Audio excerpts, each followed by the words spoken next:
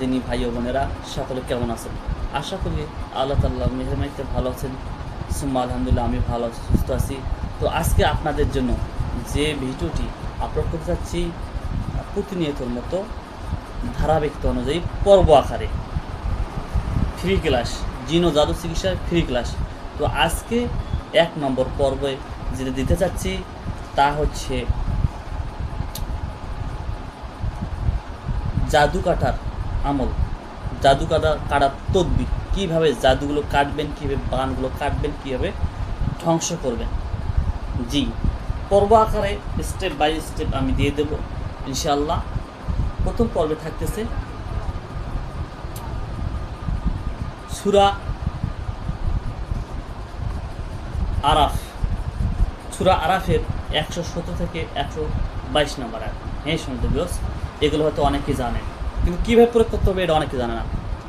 হয়তো অনেকে জানেন যে এই আয়াতগুলোতে জাদু কাটানো হয় বা জাদু কাটি আমরা, বা আপনারাও কাটেন, কিন্তু কীভাবে কাটতে হবে এটা অনেকেই জানে না। অনেক কলা কৌশল অবলম্বন করে জাদু কাটলে তাড়াতাড়ি দ্রুত জাদুগুলো কেটে যায়। যেমন যারা রাখি রয়েছে তারা শুধু তেলাওয়াত করতে থাকে, কিন্তু সহজে কিন্তু জাদুগুলো কাটে না, একটু লেট হয়ে যায়। আর যখনই আপনি কৌশল অবলম্বন করবেন তখনই জাদুগুলো তাড়াতাড়ি দ্রুত কেটে যাবে। যেমন একটা উদাহরণস্বরূপ বলি, একটি গাছ, বিশাল একটি আকৃতির গাছ, মোটা গাছ মাটিতে ফেলে রাখা আছে। আপনি হুট করে গাছটা তুলতে পারবেন না, তুলে ঘাড়ে নিতে পারবেন না। কিন্তু যারা কৌশল অবলম্বন করে, যারা জানে যে গাছটা কীভাবে তুললে এই ঘাড়ে গাছটা তুলে গাড়িতে তোলা যাবে, যারা জানে এই কৌশলটা, তারা কিন্তু দ্রুত, অনেক সময় দেখা যাচ্ছে একাই তোলে, অনেক সময় দেখা যায় 2জন তোলে। দেখা যাচ্ছে কৌশল অবলম্বন, যে এই গাছটি 7 থেকে 8 জন লাগতো গাছটি তুলতে, সে জায়গায় দেখা যায় 2 জনেই গাছ তুলতেছে। বিশাল এক আকৃতির গাছটি 2 জনে কিংবা একাই তুলতেছে। কীভাবে, কী কারণে, কারণটা কি? মনে রাখবেন, এখানে শুধু কৌশল অবলম্বন করার কারণে 10-12 জন লোক লাগে না। ঠিক তেমনি আপনি এই জাদু কাটার আয়াতগুলো জানেন যে এগুলোতে জাদু কাটা যায়, জাদু ধ্বংস করা যায়, নিপাত করা যায়, ফিনিশ করা যায়, কিন্তু জানেন না কোন কৌশল অবলম্বন করে এগুলো ধ্বংস করতে হয়। যে কোনো দৃষ্টির একটা অস্ত্র লাগে, এই অস্ত্রটা আপনাকে তৈরি করে নিতে হবে। হ্যাঁ, এইরকম আপনি একটা অস্ত্র তৈরি করে নেবেন। মনে রাখবেন, এরকম একটা অস্ত্র আপনার হচ্ছে একটা লোহা নেবেন। লোহা নিয়ে কামারকে বলবেন যে একবার গরম করে একবারেই পিটিয়ে একটু ছোড়া বানানো। টাকা একটু বেশি নেবে, টাকা কিন্তু একটু বেশি নেবে, কারণ তাদের একটু পরিশ্রম বেশি হবে। এই কারণে একবারে পিটিয়েই, কৌশল অবলম্বনের জন্য সব। মনে করবেন না যে কুকুরি পথে না, জিন শয়তানরা যেভাবে জাদু টোনা কুকুরি করে কৌশল অবলম্বন করে, তান্ত্রিকরা যেরকম জাদু টোনা কুকুরি করে কৌশল অবলম্বন করে, আমরা ঠিক তাদের কৌশল, তাদেরকে ফিরিয়ে দেওয়ার জন্য, তাদের ধ্বংস করার জন্য, নিপাত করার জন্য আমরা কৌশল অবলম্বন করতে পারি। তাতে কুকুরি হবে না, কারণ এখানে তো অন্তর্মন্ত্র কাজ আমরা করতেছি না যে কুকুরি হবে। বাস একটি লোহা একবার গরম করে নিয়ে কামারকে বলিয়ে দেবেন যে একবার গরম করিয়ে পিটিয়ে ছুরি বানাতে হবে। এরকম একটা ছুরি বানানোর পর এইতে সূরা আরাফের 117 থেকে 122 নম্বর আয়াতগুলো, এগুলো ছুরি দিয়ে করে ফুঁক দিবেন। কিংবা যদি মনে করেন ছুরি আপনার নেই, হাতেই ফুঁক দিবেন, হাতটাই ছুরি বানিয়ে নেবেন। বুঝতে পেরেছেন? এই দোয়াগুলো করে ছুরি বানিয়ে নেবেন। নেওয়ার পর আপনাদের হাত যখন তৈরি হয়ে গেল, তৈরি হওয়ার পর এই আয়াতগুলো আবার আপনাকে তেলাওয়াত করতে হবে। বুঝতে পেরেছেন? মনে রাখবেন, এই যখন হাতটা ছুরি বানিয়ে নেবেন, কিংবা হচ্ছে আপনি এই হাতটা সাপও বানিয়ে নিতে পারেন। আমি কিন্তু 3-4 প্রকারের কাজ করি এই আয়াতগুলো দিয়ে, বিভিন্ন প্রকার কৌশল অবলম্বন করি। বিশেষ করে ছুরিতে ফুঁক দিয়ে ওই আবার জাদু করার আয়াতগুলো আবার করে জাদুগুলো কাটি, আবার হচ্ছে হাতে ফুঁক দিয়ে ছুরি বানিয়ে জাদুগুলো কাটি। মনে রাখবেন, যখন ছুরি বানাবেন, যেগুলো দোয়া দিয়ে ছুরি বানাচ্ছেন ঠিক সেগুলো দোয়া দিয়েই আবার কী করবেন, তেলাওয়াত করবেন, আর এই ছুরি দিয়ে কাটবেন, কেটে যাবে, ধ্বংস হয়ে যাবে। আর আপনি যদি মনে করেন যে না, আপনার হাতটা সাপের আকৃতি ধারণ করাবে, জিন শুধু দেখতে পাবে, শুধু জিন দেখতে পাবে আপনি হাতটা সাপ হয়ে গেছে, এই আয়াতগুলো পড়েই আপনি হাতটা নিয়ত করবেন যে আপনার হাতটা সাপের রূপ ধারণ করালেন। এই সূরা হচ্ছে আরাফের আয়াত, সূরা হচ্ছে আপনার ইউনুসের 81-82 নাম্বার এবং সূরা তাহার 69 নম্বর আয়াত, এগুলো সম্পূর্ণ আয়াত পড়ে ফুঁক দিবেন, হাতটা সাপের রূপ ধারণ করবে, তারা দেখবে সাপ ধারণ করেছে। ঠিক এই আয়াতগুলো পড়েই আপনি রোগীর শরীরে এরকম মনে করবেন যে আপনি আপনার হাতটা, আপনার সাপ, এই সাপটা হচ্ছে রোগীর শরীরের সমস্ত জাদুগুলো গিলে ফেলতেছে। এইরকম দিয়ে এরকম টান মারবেন, এই সমস্ত মনে করবেন যে সমস্ত জাদুটোনা কুবলিগুলো চমুকের মতো টেনে নিয়ে আসতেছে আপনার হাত বা আপনার সাপটা, সমস্ত কিছু আপনার জাদুটোনা কুবলিগুলো টেনে নিয়ে আসতেছে। টেনে নিয়ে আসার পর সূরা আম্বিয়ার 18 নম্বর আয়াত দিয়ে বাল্লাক জিবুল হক্কে আল বাতিল ফাইয়াদ ফায়দা ওয়াদা ইকুলা অনিমা তাসমি, এইভাবে বাষ্ট করে দেবেন। হয়তো আমি জোরে বলার কারণে আপনারা মনে করবেন যে সহি হচ্ছে কিনা, আমার মন অনুযায়ী সহি কিন্তু ঠিকই হচ্ছে তেলাওয়াত, এখন জোরে বলার কারণে হয়তো বা সহি মনে হচ্ছে না। এইভাবে তবে এগুলো যখন কাজ করবেন আপনাকে জোরে রাগান্বিত হয়ে তেলাওয়াত করতে হবে, তাহলে বাষ্ট হয়ে যাবে, তাহলে আপনি সাকসেস হবেন। আর ধীর সুস্থে অলসতার সহিত তেলাওয়াত করবেন, আপনার তাসির করবে না, ভালোভাবে তাসিরটা করবে না। বুঝতে পেরেছেন? রাগ একটা এমন জিনিস যা ধ্বংস করতে সহায়তা করে। দেখবেন যে একটা ব্যক্তি যখন রাগ হবে সে এবং রাগকে যে নিয়ন্ত্রণ করতে পারে না সে তাড়াতাড়ি ধ্বংস হয়ে যায়। ঠিক ওইটা আমরা বিপরীতে এগুলো আমরা কাজ করি ভালো কাজের জন্য, আর শয়তানদেরকে ধমক দেওয়ার জন্য বা শয়তানকে ফিনিশ করার জন্য, ধ্বংস করার জন্য। তো আয়াতগুলো রাগান্বিত হয়ে জোরে জোরে তেলাওয়াত করবেন, তবে সহি যেন হয়, আপনি জানেন আপনার সহি হচ্ছে কিনা, আর অন্যরা শুনবে হয়তো বা সহি হবে না, মনে করবে যে এত জোর তেলাওয়াত করতেছে মানে সহি হচ্ছে না। অবশ্যই সহি হবে, কেন সহি হবে না জোরে তেলাওয়াত করলে? কেন হাফেজ যারা তারাবি নামাজ পড়ায় তখন কি জোরে তেলাওয়াত করা সহি হয় না? অবশ্যই সহি হয়।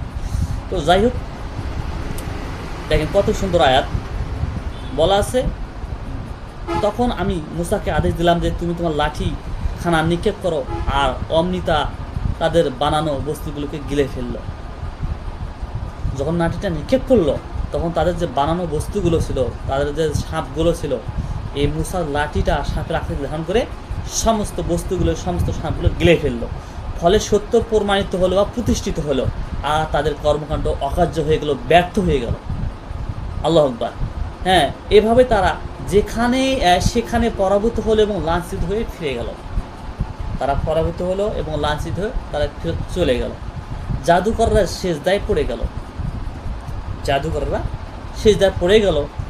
আর জাদুকররা সেজদায় পড়ে গেল, তারা বলল আমরা বিশ্ব প্রভুর প্রতি ঈমান এনেছি, যিনি মুসা ও হারুনের প্রভু। আল্লাহু আকবার। এখানে বিশাল বিশাল জাদুঘর, যেমন এখানে বর্তমানে যে জাদুঘরগুলো রয়েছে মানুষের ক্ষতি করার জন্য, তান্ত্রিক মান্ত্রিক পাহাড়ি অঞ্চলে যে কবিরাজগুলো রয়েছে, যত কবিরাজ আছে, কিন্তু সেই সময়কার মুসার সাথে যে জাদুঘরগুলো প্রতিদ্বন্দ্বিতায় ছিল, জাদু দিয়ে খেলা, জাদু নিক্ষেপ করার জন্য যারা ছিল উপস্থিত, বিশাল বিশাল তান্ত্রিক ছিল তারা, তাদের তুলনায় বর্তমানের জাদুঘররা 5% না, 95% তারা ছিল।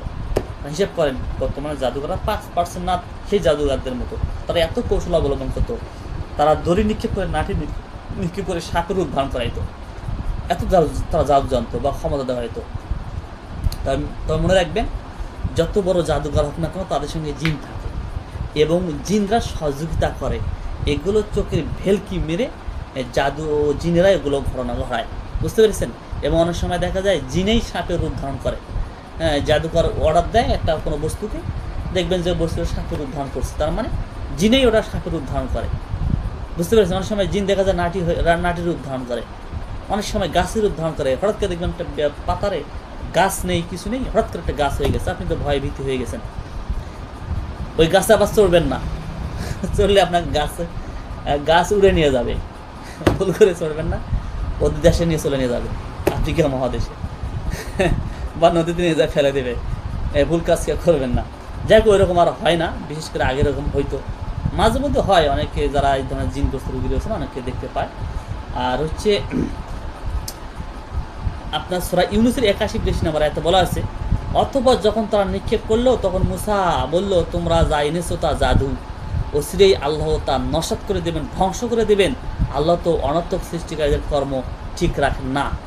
এবং অপরাধীরা পছন্দ না করলেও আল্লাহ তার বাণী দ্বারা সত্যকে প্রতিষ্ঠিত করেন। মনে করেন জাদুঘররা কিন্তু পছন্দ করবে না আমাদের যে আমরা চিকিৎসা করতেছি, মানুষ সেবা করতেছি, আমরা যেগুলো কাটাকাটি করতেছি, ওনারা কিন্তু কখনো চাইবে না এগুলো তারা আমরা করি। ওরা কিন্তু আমাদের বিরুদ্ধে সবসময় আপনার হচ্ছে প্রতিরোধ গড়ে তুলবে, যে বাধা সৃষ্টি করবে। এখানে বলা হয়েছে অপরাধীরা যদিও পছন্দ না করে আল্লাহর বাণী, কিন্তু আল্লাহ তাআলা রব্বুল আলামিন তার বাণী দ্বারা সত্যকে প্রতিষ্ঠিত করবেন, সাকসেস করবেন। অবশ্যই অবশ্যই আল্লাহ তাআলার সাহায্য আসবে।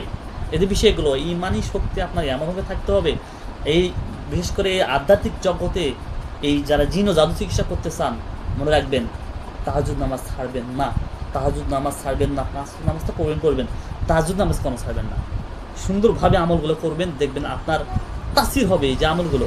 তাহলে মনে রাখবেন যে আমি যে কৌশল অবলম্বন কথা বললাম, এইভাবে অবলম্বন করেন, তাহলে দেখবেন যে জাদুগুলো কাটবে। আর এই যে বললাম যে ছুরিটা যখন ওই তেলাওয়াত করলেন আয়াতগুলো পড়ে এইভাবে কাটবেন, দেখেন কেটে কেটে কী করছেন, এরকম ওই আয়াতগুলোই পড়ে ছুরি তৈরি করে নেবেন। আবার ওই যখন কাটবেন ওই আয়াতগুলো তেলাওয়াত করবেন, আর মনে করবেন যে আপনি রুগীর শরীরের সমস্ত জাদুটোনা আপনি কাটতেছেন, ধ্বংস করতেছেন। বুঝতে পেরেছেন? আর যদি হাত দিয়ে কাটেন তো আপনি ইশারায় রুগীর শরীরে এইভাবে এইভাবে কাটবেন, এইভাবে এইভাবে 90 এইভাবে কাটবেন। এবং সূরা আম্বিয়ার যে 11 নম্বর আয়াত রয়েছে, 11 নম্বর আয়াত দিয়ে আপনি বাষ্ট হয়ে যাবেন, বাষ্ট হয়ে যাবে ইনশাআল্লাহ। তারপর দেখেন এখানে বলা হয়েছে তুমি তোমার ডান হাতে যা আছে তা নিক্ষেপ করো, দেখবে তারা যা কিছু তৈরি করছে এটা তার সব গিলে ফেলবে। তারা যা তৈরি করছে তা তো কেবল জাদুঘরের কৌশল। জাদুঘর যেখানে আসুক, জাদুবিদ্যা যত পারদর্শী হোক সফল হয় না। দেখেন সূরা তাহারা 69 নম্বর আয়াতে কি বলা হয়েছে? জাদুঘর যেখানেই আসুক, জাদুবিদ্যার যত পারদর্শী হোক, যত বড় জাদুঘর তান্ত্রিক হোক না কেন, যে কোরআন দিয়ে কাজ করবে, যে আয়াতগুলোতে কাজ করবে, যার ইমানি শক্তি দৃঢ় থাকবে, যার হচ্ছে রোহানি শক্তি মজবুত থাকবে, দেখবেন তাদের দ্বারাই জিন ও জাদু চিকিৎসাটা সাকসেস হবে এবং সুন্দরভাবে কাজ করতে পারবেন। মনে রাখবেন যখন আয়াতগুলো তেলাওয়াত করবেন স্পিড খুব রাগান্বিত হয়ে তেলাওয়াত করতে হবে। যাই হোক, ভিডিও লম্বা হওয়ার আশঙ্কা করতেছি, ভিডিও লম্বা করতে যাচ্ছি না, সংক্ষেপে শুক্রিয়া। সকলে আমাদের দোয়া করবেন। আর প্রতিনিয়ত এইভাবে পর্ব আকারে আমি ভিডিও দিয়ে দেবো ইনশাল্লাহ। 1 নম্বর পর্ব গেল, সামনে এরকম 1, 2, 3, 4, 5, 6 এরকম পর্ব চলে আসবে। জাদুকর আয়াত, অনেকগুলো জাদুকর আয়াত রয়েছে, আপনাদের আমি সমস্ত কিছু উজাড় করে দেবো ইনশাল্লাহ। তৌফিকুল্লাহ। আসসালামু আলাইকুম ওয়া রাহমাতুল্লাহি ওয়া বারাকাতুহু।